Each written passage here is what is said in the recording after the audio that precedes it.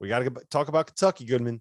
They don't have the greatest wins. If you look at their resume right now, they don't have the greatest wins in the world, but they went into Fall Allen Fieldhouse and beat a team that beat Baylor by 24 points today. They beat them by 18 last weekend.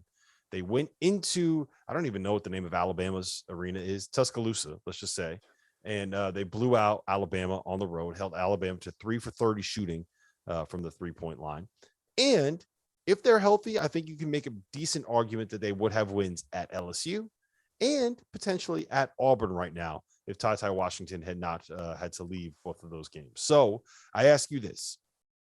In terms of the hottest teams in college basketball today, put everybody on one court. They're playing on a neutral court. Where does Kentucky rank in terms of the best teams right now?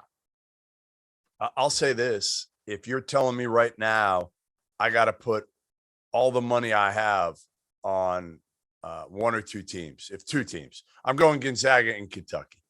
Those are the two teams. And I've said it. What Kentucky has, the separator is 2 point guards. They've got Ty and Severe. They've got a lottery pick in Ty. Obviously, they've got a National Player of the Year candidate, maybe the front runner now, and Oscar. I mean, he's right there. Again, we've talked about this. It's kind of to your liking who you want to pick as the National Player of the Year right now. But Oscar's been absolutely terrific because he gets every damn rebound there is. And they've got wings who can make shots, right? I mean, Kellen Grady, obviously a shot maker. The crazy part is, they're doing it without CJ Frederick, who was thought to be an elite level shooter. He is an elite level shooter. He's out the year. What I love is Cal played Damian Collins tonight.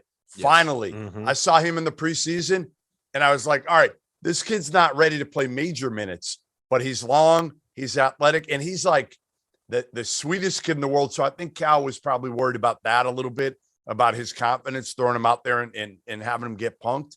But I think he's kind of done it the right way with this kid, where now he's got a little bit of confidence. He should have a ton after tonight. I think he went for, what did he go for, 10 and 6 tonight? And I think he had 10 points tonight, and I think he had 14 points since December 12th before tonight.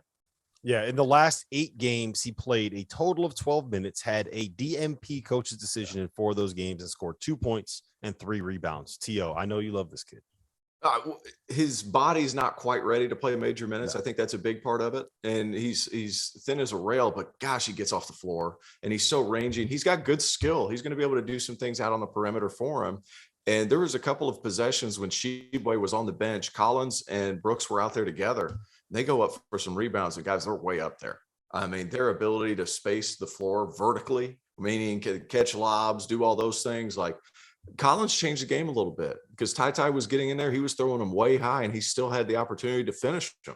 That kid's got a lot of talent. I think I agree with you wholeheartedly when it comes to, hey, Calipari needed to wait a little bit to insert him into the lineup. And the fact that he's starting to play this well and with confidence, I think is huge. Kentucky's good, but we got to remember Auburn beat him 2 weeks ago, and I understand Ty was no, but they beat him without Ty for 30 minutes and without Wheeler for the 4 most important minutes in that game. They were playing with Davion Mintz as their point guard for the 4 minutes in which Auburn went from basically a tie game to up 10. Yeah, I'm still not off the Auburn train though. I get that. I understand all that. I like Auburn. I think even though you go to Georgia and you struggle, Auburn is now learning that what it's like to be the team that teams schedule, like teams circle on their schedule. Like they're ready to play Auburn now. Right. Like they're on Kentucky's level as far as like what fans look forward to when you're going into a road environment. They're still learning that. The thing that impressed me today was they didn't have everything going. They didn't get the ball to their number 1 pick, and they found ways to win ugly. You're going to have to win. It was Georgia. It was Georgia. They stink. Yeah, they do stink. But at the same time, they'll have a once in a year show up. Like these bad teams have once in a year show ups. You're not going to have everything clicking, and they still find ways to win. Bruce went after our man Patrick today on the SEC network. I don't know if you guys saw that, but he thought that Georgia deserved to win. You have to find him. He's like Auburn deserved to win. I heard him. It was good. I love it. Went at it, but that was good. That was good by Patrick. But like, you still have to find ways to win ugly. And Auburn showed today that they could win ugly. I'm still on the Auburn train. I'm not denying Kentucky's talent, but Auburn still has high-level talent. They still play so hard. Yeah, I think that I think that both of these teams are good enough to win a national title. And the thing about it is that there's probably 10 or 11 teams. You kind of alluded to this earlier, Jeff, with in the Kansas conversation. There's probably 10 or 11 teams that are in this conversation, in this level, in this tier when it comes to who the best teams are, including Gonzaga, who right now is up by 40 at BYU. I mean, they are just rolling through everybody. They normally beat everybody in that league, but they're beating everybody in that league at a level that we haven't really seen before. And I do think that Saw last year. Yeah. And last year they made it to the national title game undefeated and ran into an absolute buzzsaw. There's no Baylor. There's no Baylor this year. So That's right. The thing I think that this year's NCAA tournament is going to be unbelievable because once you get to the Sweet 16, anybody could beat anybody. Like the number 4 seeds in every single region are going to be able to hang with and beat the number 1 seeds in every single region. Like no one's talking about Illinois right now. They've been unbelievable. I do want to make one point. And Tio, I'm curious your thoughts on this. If you go back and look at the last 12 national champions since that 2010 team with Duke, the only one that did not have a starting backcourt that was basically 2 point guards was Kentucky. The year that they had Anthony Davis and Michael Kidd-Gilchrist, and they started Marcus Teague at the 1. What is the value of having like a two-headed monster running the show for you? What is the value of having 2 guys that can kind of initiate offense? What is the value of being able to have 2 different players that can run different things for you?